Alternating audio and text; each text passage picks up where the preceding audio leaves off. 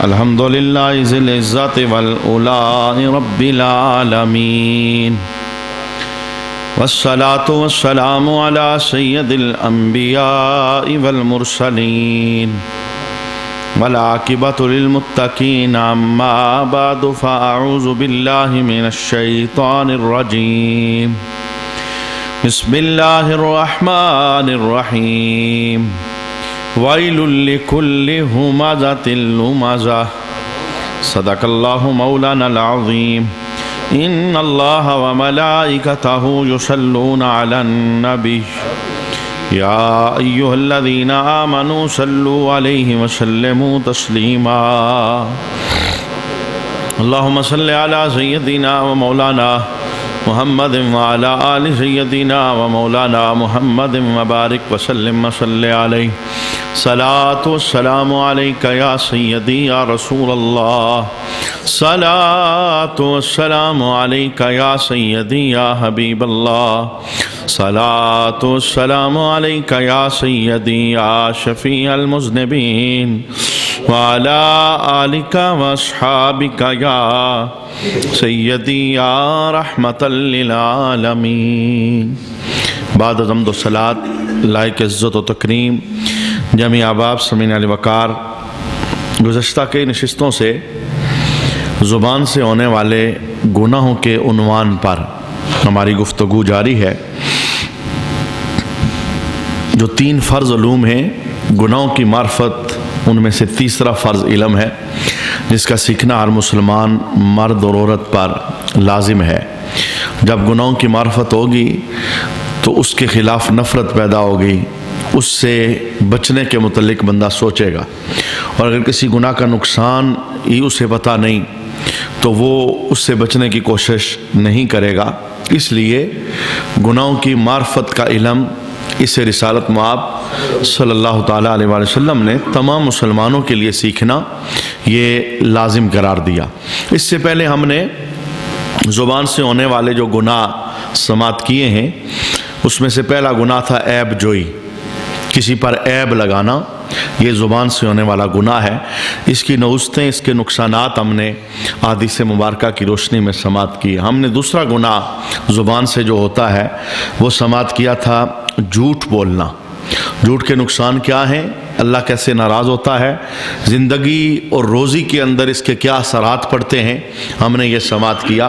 تیسرے نمبر پر ہم نے سنا تھا زبان سے ہونے والے گناہوں میں سے غیبت کرنا، جس کے اندر مسلمانوں کی ایک اکثریت وہ مبتلا ہے۔ آج بھی ہم ایک گناہ سنیں گے جو معاشرے کے اندر کچھ کردار ہیں اسے نبھاتے ہیں۔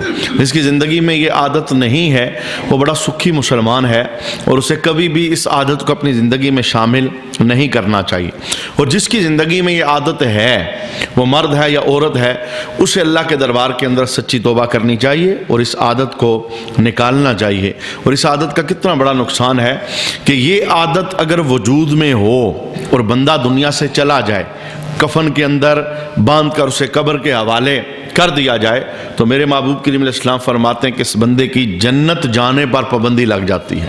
یعنی یہ عادت اتنی خطرناک ہے جو آج ہم سماعت کریں گے۔ اس پر ہم کچھ آیتیں بھی سیکھیں گے، اور اس پر ہم رسالت مآب صلی اللہ تعالیٰ علیہ وآلہ وسلم کے کچھ فرامین بھی سماعت کریں گے، اور اس طرح کا بندہ، اس کی حیثیت کیا ہے معاشرے کے اندر، ہم اسے دیکھنے کی بھی کوشش کریں گے۔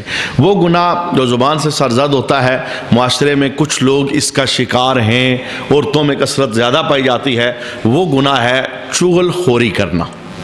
یہ بھی کبیرہ گناہوں میں سے ایک گناہ ہے۔ سب سے پہلے ہم چغل خوری کی تعریف دیکھتے ہیں، چغل خوری ہوتی کیا ہے، اس کے بعد قرآن حکیم کی آیات میں جو اس کی مذمت بیان ہوئی، ہم چند آیتیں سنیں گے، پھر کچھ حدیثیں سنیں گے، رسالت مآب صلی اللہ تعالیٰ علیہ وآلہ وسلم نے اس کی مذمت کیسے بیان فرمائی، اور پھر ہم یہ دیکھیں گے کہ اگر کوئی چغل خور ہمارے پاس آ جائے اور یہ ڈیوٹی نبھا رہا ہو تو پھر ہمارا کردار اس موقع پر کیا ہونا چاہیے۔ چغل خوری کی تعریف یہ ہے، آسان سی، سلیس سی، ہر ایک کو سمجھ آنے والی، ایک کی بات اٹھا کر دوسرے تک پہنچانا تاکہ آپس کے اندر نفرت پیدا ہو جائے، آپس میں لڑائی جھگڑا ہو جائے، آپس میں فساد ہو جائے، توڑنا اس نیت ارادے کے ساتھ بری بات، ظاہر اچھی بات تو اچھی ہوتی ہے، اس کے اچھے ہی اثرات ہوتے ہیں۔ اب اگر ایک بندہ ایک جگہ سے بات اٹھاتا ہے، یار فلاں بندہ کہہ رہا تھا آپ کے متعلق کہ آپ بڑے سچے ہو، آپ کے متعلق کہہ رہا تھا کہ آپ تہجد پڑھتے ہو، آپ کے متعلق کہہ رہا تھا کہ آپ بڑے کھرے ہو، ظاہر اس بات کا کوئی نقصان نہیں ہے، یہ تو اچھی بات ہے۔ مسلمان کے بارے میں ایک اچھا ویو رکھتا ہے، اچھی بات کرتا ہے، اس کے نقصان نہیں، یہ تو آپس میں جوڑنے والا رشتہ ہے۔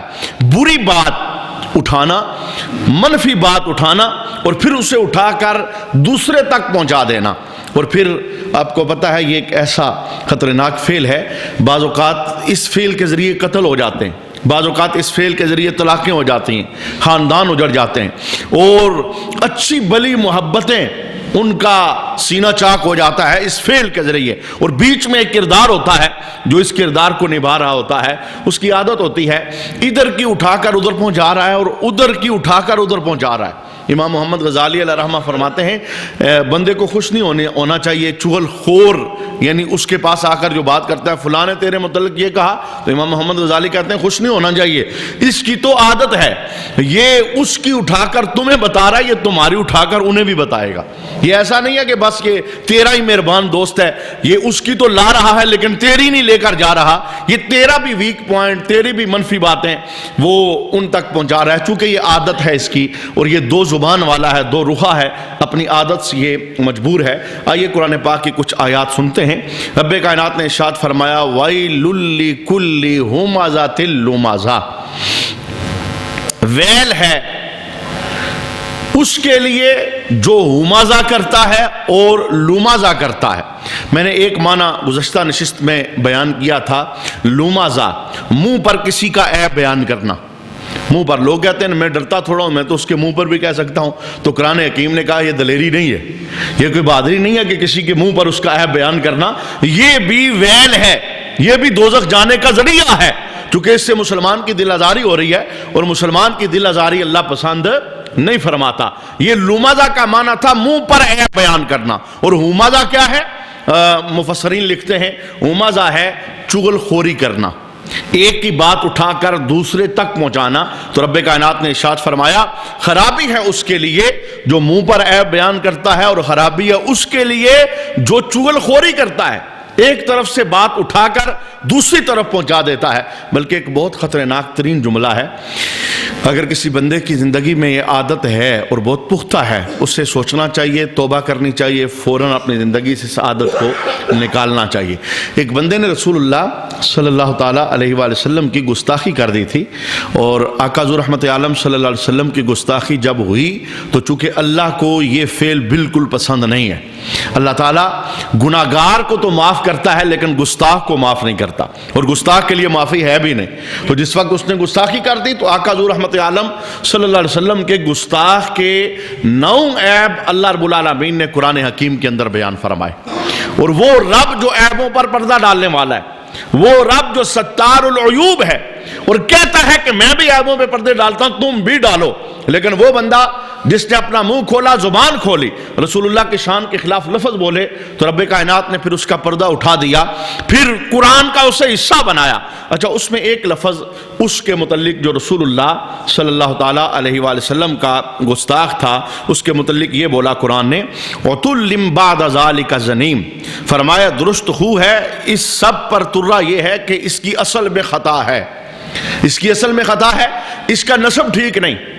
اور عبداللہ بن مبارک رحمت اللہ تعالیٰ علیہ اس زنیم کے لفظ پر ایک جملہ بولتے ہیں، کہتے ہیں یہ زنیم، اس کا ایک معنی یہ ہے کہ اس کا نسب ٹھیک نہیں، اور اس کا دوسرا معنی یہ ہے کہ وہ بندہ جسے چغل خوری کی عادت ہے اسے دیکھنا چاہیے اس کی اصل میں خطا ہے۔ یہ کام کوئی چھوٹا نہیں ہے، بندہ یعنی عبداللہ بن مبارک کا یہ جملہ ہے، یہ دلیل ہے کہ ایسا بندہ والد الزنا ہے، وہ حرام کا ہے، اس کے نسب میں خطا ہے، چونکہ نسب میں خطا ہی اس عیب پر بندے کو ابھارتی ہے۔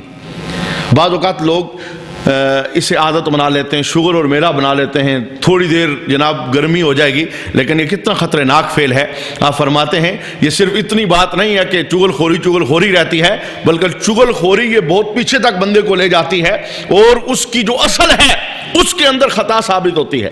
اور اسی کے متعلق ایک دوسرا قرآن نے جملہ بولا، یعنی اس گستاخ کے متعلق، ہمازم مشاء بنمیم، اس کی ایک عادت یہ ہے بہت تانے دینے والا ہے اور ادھر کی بات ادھر جا کر بتانے والا ہے۔ یہ گستاخ کی نشانیاں بیان ہوئی قرآن کے اندر، اور ایک نشانی اس کی یہ بیان ہوئی تانے بہت مارتا ہے، اور پھر اس کی ایک بری عادت ہے ادھر کی بات اٹھا کر ادھر جا کر بتاتا ہے، اور اسے چغل خوری کہتے ہیں، اور اس کی اللہ رب العالمین نے مذمت بیان فرمائی۔ سورہ لہب یہ بھی ایک گستاخ کے متعلق نازل ہوئی، ابو لہب کے متعلق اور اس کی بیوی کے متعلق، اور اس کے اندر ایک جملہ ہے، یعنی دوسرے لفظوں کے اندر یہ چغل خوری والا عیب اتنا سخت عیب ہے، یہ تو اسی کے وجود میں ہوتا ہے جو وجود گستاخ وجود ہوتا ہے، یہ اس وجود میں کبھی نہیں آتا جو رسول اللہ صلی اللہ علیہ وسلم کے ساتھ محبت کرنے والا ہے، پیار کرنے والا ہے۔ تو یہ جو ابو لہب کی بیوی تھی اس کے متعلق قرآن پاک نے ایک جملہ بولا،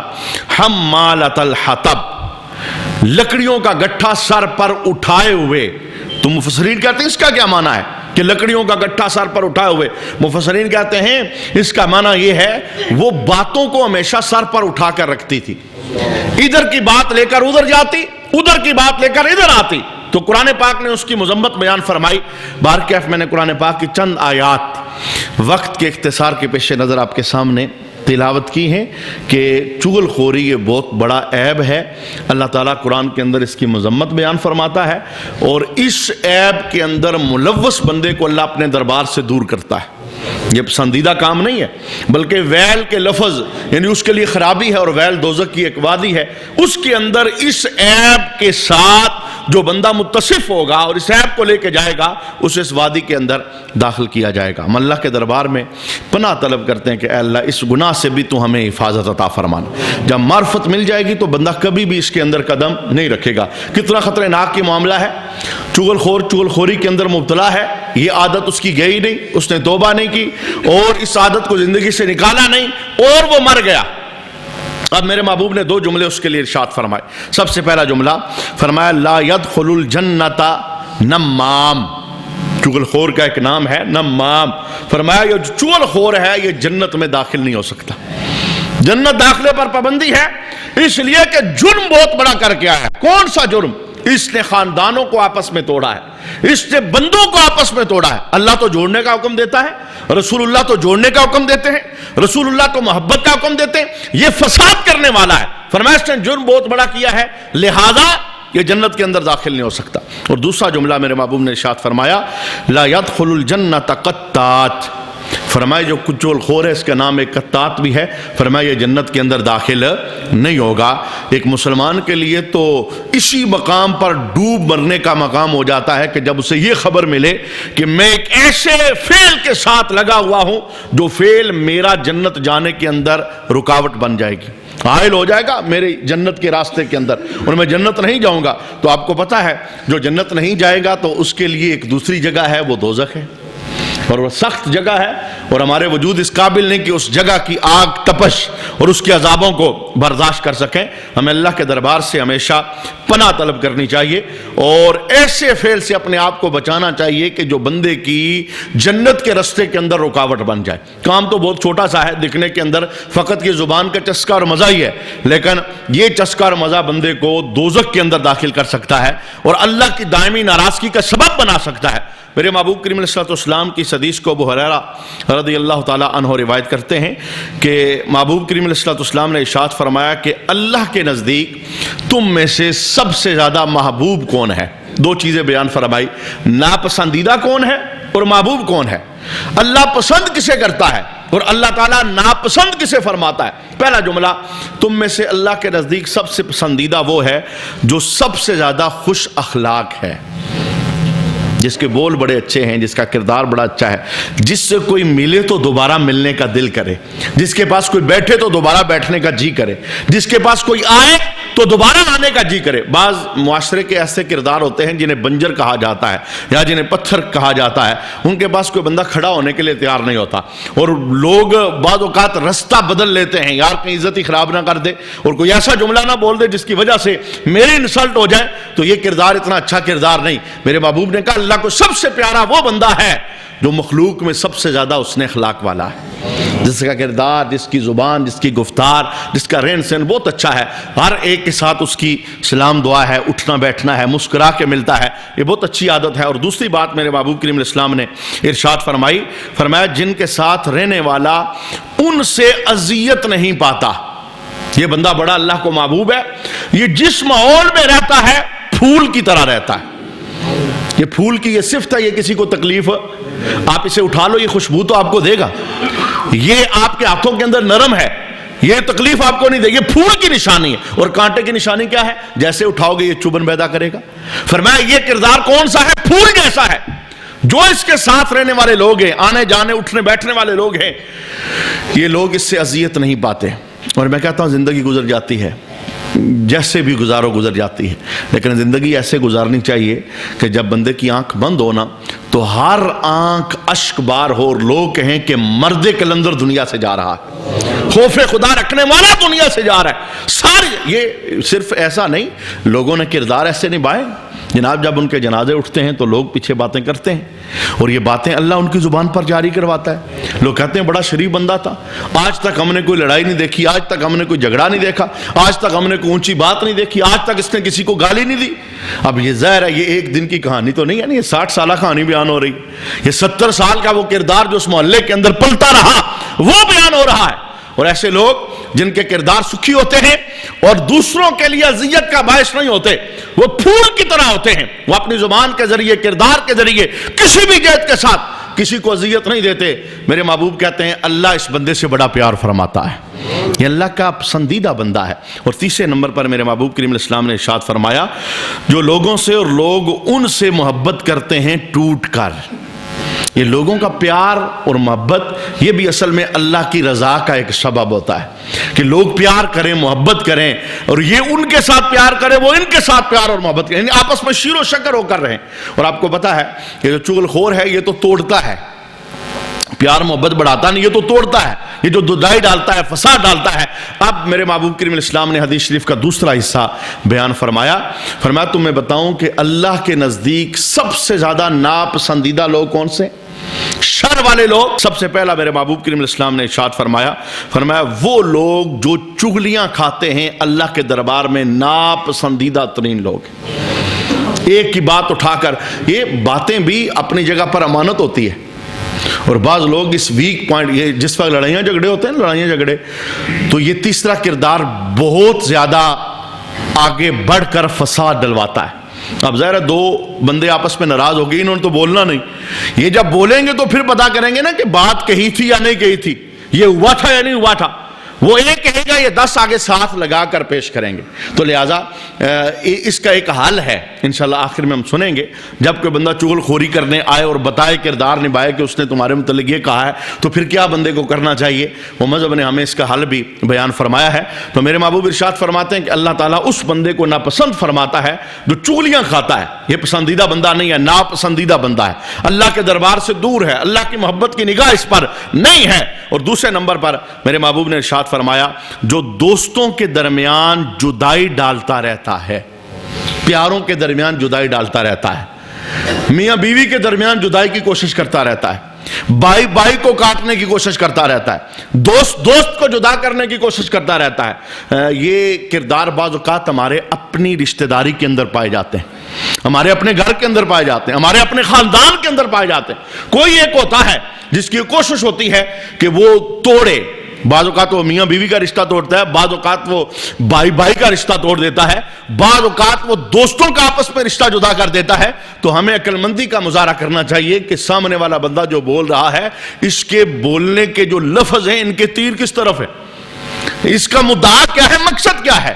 اور تیسرے نمبر پر میرے محبوب نے ارشاد فرمایا یہ بندہ بھی برا ہے، اللہ اسے پسند نہیں فرماتا۔ کون؟ جو لوگوں کے عیب تلاش کرنے میں مصروف رہتا ہے۔ اور میاں صاحب نے بہت خوبصورت جملہ بولا تھا نا، برے بندے نو لبن چلیا برا نہ لبا کوئی. یعنی میں نے کائنات میں دیکھا چھت کے اوپر چڑھ کر کہ کوئی برا مجھے ملے تو میں نے تلاش کرنا شروع کر دی. تو میاں صاحب کہتے ہیں برا نہ لبا کوئی، جد میں اندر چاہتی پائی تے میں تو برا نہ کوئی. جب میں نے اپنے وجود کو دیکھا، اپنے کردار کو دیکھا، تو مجھے لگا کہ سب سے بڑا برا میں ہی ہوں. تو جب بندہ اصل میں بندہ دوسروں کے عیب اسی وقت تلاش کرتا ہے جب اپنے آپ سے فارغ ہو جاتا ہے. اپنے آپ کو نہیں دیکھتا تو پھر وہ سب کو دیکھتا ہے، اور جو اپنے آپ کو دیکھنا شروع کر دیتا ہے اس کے پاس وقت ہی نہیں بچتا کہ وہ کسی کو دیکھے کہ کون کیا کرتا ہے اور کون کیسا ہے. تو یہ اللہ کے ناپسندیدہ ترین بندے ہیں، چغلیاں کھانے والے، دوستوں کے درمیان جدائی ڈالنے والے، دوسرے لوگوں کے عیب تلاش کرنے والے. یہی وجہ ہے رسالت مآب صلی اللہ تعالیٰ علیہ وآلہ وسلم نے ایک حدیث شریف کے اندر حضرت کعب الاحبار اس سے روایت کرتے ہیں، اس وضاحت کو بیان کیا کہ جناب موسیٰ کلیم اللہ کا مبارک دور تھا اور قوم نے آپ کے پاس آ کر یہ عرضی پیش کی کہ قحط سالی ہے، آپ دعا کریں کہ اللہ کریم بارش عطا فرمائے. تو جناب موسیٰ کلیم اللہ نے متعدد بار بارش کی دعا مانگی. ایک بار دعا کی بارش نہ ہوئی، پھر دعا کی بارش نہ ہوئی، پھر دعا مانگی بارش نہ ہوئی. تو جب کافی مرتبہ آپ نے ہاتھ اٹھائے دعا مانگی بارش نہ ہوئی تو آپ نے اللہ سے پوچھا کہ مالک وجہ کیا ہے؟ قوم کو بارش کی ضرورت ہے، یہ میرے پاس آتے ہیں، میں مانگتا ہوں، میں تیرا نبی ہوں، تو بارش نہیں ہو رہی. تو رب کائنات نے آگے سے جواب کیا دیا؟ اللہ نے ارشاد فرمایا کہ اے موسیٰ، میں تمہاری اور تمہاری قوم کی دعا اس وقت قبول کروں گا جس وقت تمہاری قوم میں ایک چغل خور بندہ ہے وہ سچی توبہ نہیں کر لیتا. جب تک وہ چغل خوری پر قائم ہے میں توبہ قبول نہیں کروں گا اور میں بارش نہیں دوں گا. آپ بھی مانگو، آپ کی قوم بھی مانگے، انہیں بتا دو وہ بندہ تائب ہو جائے، توبہ کر لے اور اپنے اس جرم کو چھوڑ دے. یہ مجھے بڑا ناپسند جرم ہے، میں نے اس لیے اپنی رحمت کو روکا ہوا ہے. اب جناب موسیٰ پیغمبر نے اپنی قوم کے اندر اعلان کیا کہ میں نے اللہ سے پوچھا ہے، رب نے مجھے وہی فرمائی ہے کہ چغل خور جب تک توبہ نہیں کرتا بارش نہیں ہوتی. تو پھر وہ چغل خور جو تھا اس نے چپ کر کے توبہ کر لی. یہ بھی میرے اللہ کا بڑا کرم ہے. جب کوئی بندہ تائب ہو جاتا ہے، ہمارے ہاں تو لوگ جملے بولتے ہیں نا، 60 سال بعد اگر کوئی مسجد آ جائے دیکھتے ہیں ہاں آپ مسجد آئے ہو، پہلے کہاں رہے، اب کیا فائدہ. یہ لوگ جملے بولتے ہیں اب کیا فائدہ. جناب عالی موت سے 1 گھنٹہ پہلے بھی کوئی آ جائے نا تو بڑا فائدہ ہے. یہ اللہ رب العالمین نے کوئی کرائٹیریا نہیں رکھا جو عام مسلمانوں نے بنایا ہوا ہے کہ اب جناب ساری زندگی تو ایسے گزری ہے اب یہ آئے گا. اس لیے کہ یہ توبہ کو میں نے قبول تھوڑی کرنی ہے، یہ ڈیوٹی کو آپ کی تھوڑی ہے، نہ میری اور آپ کی ڈیوٹی نہیں ہے. یہ مالک نے وعدہ فرمایا ہے کوئی بندہ جب بھی پلٹ کے آئے گا میں اس کے سارے گناہوں کو معاف فرماتا ہوں. کوئی رجوع کرنا چاہے، آنا چاہے، میرے ساتھ دوستی لگانا چاہے، وہ 1 قدم بڑھائے گا میں 10 رحمت کے قدم اس کی طرف بڑھا دوں گا. یہ اللہ رب العالمین کا وعدہ ہے، اور جو اللہ کی رحمت ہے اس پر کوئی بندہ پہرے دار نہیں بن سکتا. اور کبھی بھی یہ جملہ نہیں بولنا چاہیے، کبھی بھی نہیں بولنا چاہیے کہ فلاں بندہ پہلے تو ایسا تھا، اب جناب بڑی اس نے تسبیح اٹھا لی ہے، بڑی داڑھی رکھ لی ہے، اب جناب چلا ہے حج کرنے، اب چلا ہے نیک کام کرنے، اب تو یہ ہمارے ہاں لوگ یہ جملے بولتے ہیں. وہ چونکہ پچھلا کردار انہیں یاد ہوتا ہے نا. جناب عالی ہمیں بندوں کے کردار یاد کرنے کی ضرورت نہیں ہے، ہمیں تو اپنا کردار یاد کرنا چاہیے. اس لیے کہ قیامت کے دن یا حشر کے دن یا قبر کے اندر ہم سے یہ تو نہیں پوچھا جانا آپ کے محلے میں 500 بندے رہتے تھے، بتاؤ فلاں بندہ کیا کرتا تھا، فلاں کیا کرتا تھا، فلاں کیا کرتا تھا. نہ یہ سوال ہونا ہی نہیں. ہم سے یہ پوچھا جائے گا بتا تو کیا کر کے آیا ہے. میری ذات کے متعلق مجھ سے پوچھا جائے گا اور آپ کی ذات کے متعلق آپ سے پوچھا جائے گا. لہٰذا ہمیں دوسروں کے عیب نہیں اچھالنے چاہیے اور نہ ان پر ہمیں فکر کرنی چاہیے. ہمیں اپنے عیبوں پر نظر رکھنی چاہیے، اپنے معاملات. تو وہ جو بندہ چغل خور تھا وہ جناب موسیٰ کی قوم کے اندر موجود تھا، تو اس نے چھپ کر توبہ کر لی. جیسے اس نے توبہ کی تو اللہ تعالیٰ نے رحمت کی بارش عطا فرما دی. رکی ہوئی تھی چغل خور کی وجہ سے بارش آ گئی رحمت کی. تو اب جناب موسیٰ نے سوال کیا کہ مولا مجھے بتا دے وہ بندہ کون ہے، وہ جس نے چغل خوری سے توبہ کی ہے وہ کون ہے، مجھے بتا دے. تو رب کائنات نے آگے سے جواب کیا دیا؟ اللہ ارشاد فرمانے لگا موسیٰ میں خود چغلی سے تمہیں منع کر رہا ہوں تو کیا اب میں چغلی لگاؤں؟ اب یہ کیسا کردار ہے. گویا مقصود یہ تھا بتانا کہ یہ ایک کی بات اٹھا کر دوسرے تک پہنچانا، پھر دوسرے کی اٹھا کر تیسرے تک پہنچانا، کسی کی برائیوں کے چرچے کرنا، اللہ کو یہ بات ناپسند ہے. اللہ تعالیٰ ایسے بندوں کو اپنے دربار سے دور کرتا ہے. بلکہ حدیث شریف کا مفہوم یہ ہے کہ قبر کا 1/3 عذاب فقط چغلی کی وجہ سے ہوگا. یہ کوئی چھوٹا کام نہیں ہے. میرے محبوب کریم علیہ السلام نے جس وقت قبر سے گزرتے ہوئے ایک بندے کو دیکھا تھا, 2 قبروں میں عذاب ہو رہا تھا. ایک تو پیشاب کے چھینٹوں سے اپنے آپ کو نہیں بچاتا تھا, اور دوسرے کے متعلق رسول اللہ کیا جملہ بولا, یہ چغلی کیا کرتا تھا. اور 1/3 قبر کا عذاب وہ اس بات سے ہے کہ ادھر کی بات اٹھائی, ادھر آ کر آگ لگا دی, ادھر کی بات اٹھائی, ادھر جا کر فساد ڈلوا دیا, جھگڑا کروا دیا, لڑائی کروا دی, 2 دلوں کو توڑ دیا, آپس کی محبتوں کو ختم کر دیا. یہ جو آگ لگانے والے لوگ ہیں یہ بہت خطرناک ہیں, اور انہیں دنیا کے اندر تائب ہونا چاہیے اور اللہ کے دربار میں سچی توبہ کرنی چاہیے. میں آئیے, اگر کوئی بندہ ہمارے پاس آ جائے یہ برا فعل لے کر, فلاں نے آپ کے متعلق یہ کہا ہے, فلاں نے آپ کے متعلق یہ بولا ہے, میں کئی مرتبہ ایسا ہوا ہے, ایک مرتبہ نہیں کئی مرتبہ ایسا ہوا ہے, ہم نے تو کبھی اس بات کو اہمیت ہی نہیں دی. اچھا فلاں یہ کہہ رہا تھا, سنا چپ کر کے. اب اگلا بندہ پھر اگلے انتظار میں کہ ریئیکشن کیا ہوگا, کچھ بھی نہیں ریئیکشن, جو وہ کہتا ہے کہتا رہے.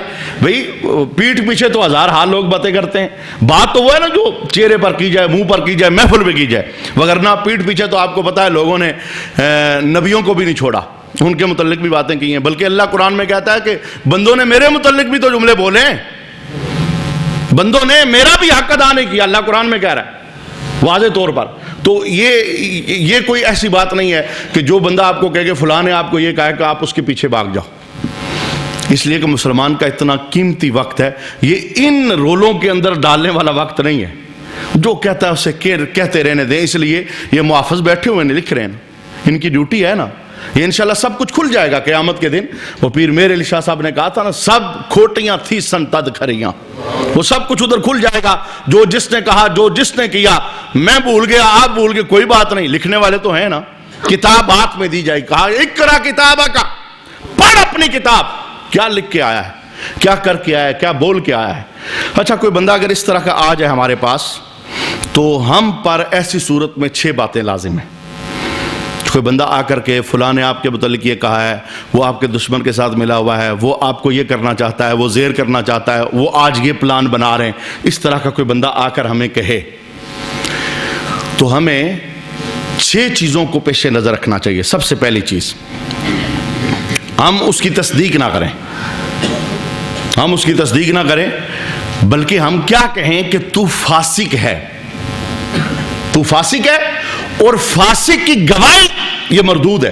اللہ قرآن میں کہتا ہے یا ایھا الذین آمنوا ان جاءکم فاسق بنبأ فتبینوا, اے ایمان والو اگر کوئی فاسق تمہارے پاس خبر لائے تو تحقیق کر لیا کرو, تحقیق کر لیا. وہ ایک بادشاہ تھا نا, تو اس نے ایک بندے کو سامنے کیا, تو اس نے کہا تم نے میرے متعلق یہ باتیں کی ہیں. اس نے کہا جی کہ آپ کو کس نے بتایا؟ کہنے لگا مجھے ایک بڑے سچے بندے نے بتایا, ایک سچا بندہ, میں نے اس سے سنا کہ تو نے میرے خلاف یہ باتیں کی ہیں. تو ایک لائق بندہ اس دربار کے اندر بیٹھا تھا, کہنے لگا بادشاہ سلامت, یہ جو چغل خور ہے نا یہ سچا نہیں ہو سکتا. جس نے آپ کو یہ ساری آ کر کہانی سنائی ہے چغل خور ہے, اور جو چغل خور ہے یہ رب کا دشمن ہے, اور جو رب کا دشمن ہے یہ کبھی سچا نہیں ہو سکتا.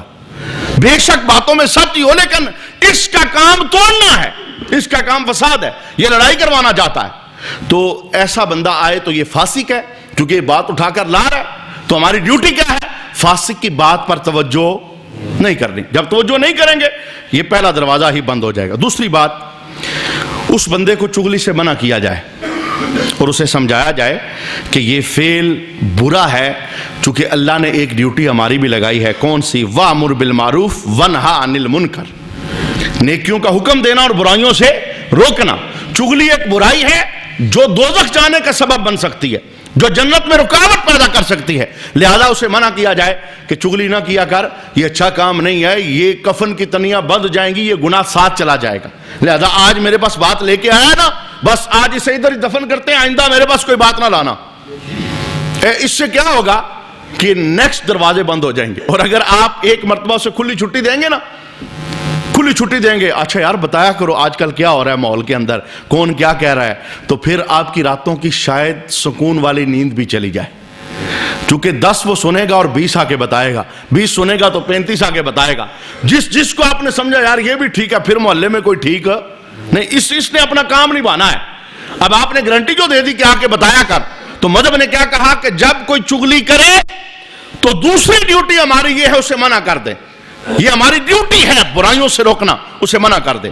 تیسرے نمبر پر چغل خور کے ساتھ دوستی نہیں لگانی بلکہ اللہ کی رضا کے لیے اس کے ساتھ دشمنی کرنی ہے. یہ باقاعدہ مذہب کا مسئلہ ہے. اچھا کیوں دشمنی کرنی ہے؟ دشمنی اس لیے کرنی ہے کہ چغل خور کو اللہ ناپسند کرتا ہے، اور جسے اللہ ناپسند کرے اس کے ساتھ دشمنی رکھنا یہ واجب ہوتا ہے. اب یہ نہیں کہ چونکہ اس نے آ کے ہمارے بھلے کی بات بتائی ہے، فلاں ہمارے خلاف یہ کہہ رہا تھا، کہا نہیں. اب یہ تیسری ڈیوٹی ہماری یہ ہے رب کی رضا کے لیے اس کے ساتھ دشمنی رکھنی ہے، بغض رکھنا ہے، اس لیے کہ چغل خور ہے. اور چغل خور وہ ہے جو اللہ کو ناپسند ہے، اور جو اللہ کو ناپسند ہے وہ ہمیں بھی ناپسند ہے. چونکہ مسلمان کی یاری بھی اللہ کے لیے ہوتی ہے اور مسلمان کی دشمنی بھی اللہ کے لیے ہوتی ہے. یہ کسی کو سلام کرتا ہے تو رب کے لیے، اور یہ کسی سے قطع تعلق کرتا ہے پھر بھی اللہ کے لیے، کیونکہ بیچ میں ذات ایک ہی ہے جسے رب کی ذات کہا جاتا ہے. چوتھے نمبر پر جو چغل خور ہے وہ جس کے متعلق آ کر ہمیں بتاتا ہے کہ فلاں نے یہ کہا ہے، ظاہر ہے ایک بات اٹھا کے لا رہا ہے، یہ عیب ہے، اور عیب کسی کا بیان کرنا یہ غیبت ہے. اور غیبت کے متعلق قرآن نے کیا کہا کہ غیبت سے اپنے آپ کو بچانا ہے، چونکہ غیبت ایسے ہے جیسے تم مسلمان بھائی کا گوشت کھا رہے ہو. تو غیبت ایک گناہ ہے. غیبت سے کیا ہوتا ہے؟ اپنے جتنے وہ نیک اعمال ہیں وہ اس کے پاس چلے جاتے ہیں. اب وہ ظاہر کریکٹ آ کے بتا رہا ہے کہ فلاں یہ کہہ رہا تھا، بری بات ہے تو وہ غیبت بن گئی. جب غیبت ہے تو غیبت کرنا بھی منع ہے اور غیبت سننا بھی منع. یہ ایک ڈیوٹی ہے، یعنی منع کرنا کہ یہ کام ٹھیک نہیں ہے چونکہ یہ غیبت بن رہی ہے. اور پانچویں نمبر پر جو بات تمہیں بتائی گئی وہ تمہیں تجسس اور بحث پر نہ ابھارے کہ تم اسے حقیقت سمجھنے لگو. یعنی جو بتائی ہے نا اس پر غور و فکر نہ کرو، چونکہ قرآن نے کہا ہے وَلَا تَجَسَّسُوا، جاسوسیاں نہ کرو، جو ہو گیا بس ختم. اس نے کہا میں اس سے پوچھوں گا، تمہیں کس نے بتایا؟ اس نے. میں اس سے پوچھوں گا. اچھا تمہیں کس نے؟ اس نے. میں اس سے پوچھوں گا. یہ کرتے کرتے ہو سکتا ہے 10-12 بندوں کے ساتھ بندہ قطع تعلق ہو جائے، بول چال بند ہو جائے. تم نے میرے متعلق یہ کہا تھا، تم نے یہ کہا تھا، تم نے یہ کہا. تو اگر کوئی چغل خور آ کر یہ کردار نبھائے تو مذہب نے کہا وَلَا تَجَسَّسُوا، تو اب تم نے اس پر کوئی تحقیق نہیں کرے، بس بات کو ختم. آج کے بعد مجھے کوئی بات اس طرح کی نہ بتانا. اچھا ایک ڈیوٹی ہماری چھٹی ہے، وہ یہ ہے کہ جس بات سے تم چغل خور کو منع کر رہے ہو اسے اپنے لیے بھی پسند نہ کرو. یعنی جس طرح وہ بات اٹھا کر تمہارے پاس لا رہا ہے اور تمہیں برا لگ رہا ہے، اسی طرح تم بات اٹھا کر کسی اور کے پاس آگے نہ لے کے جاؤ. یعنی اس نے تمہیں کہا تو اب تم اگلے کے پاس لے جاؤ، فلاں یہ کہہ رہا تھا، وہ آگے لے جائے فلاں یہ کہہ رہا تھا، یہ تو پھر سلسلہ بند ہی نہیں ہوگا. تو اس دروازے پر پہلے ہی پیرا لگا دو اور اسے بند کر دو. چغل خوری یہ ایک مذمت والا فعل ہے، جس طرح یہ اللہ کی نافرمانی اور اللہ تعالیٰ کے ساتھ بغض کا ذریعہ بنتا ہے اور اللہ کے دربار سے دوری کا ذریعہ بنتا ہے. تو وہ یہ کام کرے گا تو دور ہوگا، آپ کرو گے تو آپ نے بھی دور ہونا ہے. لہٰذا یہ 6 ہماری ذمہ داریاں ہیں. ان 6 کا جو لب لباب ہے وہ یہی ہے کہ چغل خور کی بات پہ توجہ. یہ بس ہمیشہ یہ بات یاد رکھے، میاں بیوی آپس میں اگر لڑائی ان کی ہو گئی ہے، جھگڑے ہوئے ہیں، کوئی بھائی بھائی سے کٹا ہوا ہے، یا کوئی دوست یار آپس میں ناراض ہے، تیسرے کردار کو ہمیشہ شیر والی نظر سے دیکھا کریں. میں کہتا ہوں بس شیر والی نظر سے دیکھا کریں خود بخود. اور بعض بندے تو بالکل بے عقل ہوتے ہیں، انہیں جو جدھر لگاتا ہے نا وہ بس اس کی بات سنیں گے آگ بگولا ہو جائیں گے. ہائے اس نے یہ کہہ دیا. وہ ایک بڑی مشہور مثال ہے دینے کے لیے، وہ مناسب تو نہیں ہے لیکن لفظ اس کے ایسے ہیں کہ وہ معنی صحیح بیان کرتی ہے. کہ کسی بندے نے دیکھا، اس نے کہا وہ کتا تمہارا کان لے گیا ہے. تو اب اس نے اپنا کان نہیں دیکھا، اس نے دوڑ لگا دی کتے کی طرف کہ میں اسے پکڑوں، میں چھوڑوں گا نہیں، میرا کان ہے کیوں لے کے گیا؟ بھئی کان تو دیکھ، تیرا کان تیرے ساتھ ہے. کہنے والے کی بات پر تو نے گمان کر لیا اور تم نے بھاگنا شروع کر دیا اور دوڑنا شروع کر دیا. لہٰذا یہ ایک کردار ہے جو فسادی کردار ہے، معاشرہ، خاندان، رشتہ داری توڑنے والا ہے، اور یہ زبان سے گناہ ہوتا ہے. اس سے اپنے آپ کو بچانا چاہیے. اس پر کچھ باتیں مزید بھی ہیں، انشاءاللہ آنے والی نشست میں ہم سماعت کریں گے. اللہ تعالیٰ کے دربار میں دعا ہے اللہ میں عمل کی توفیق نصیب فرمائے.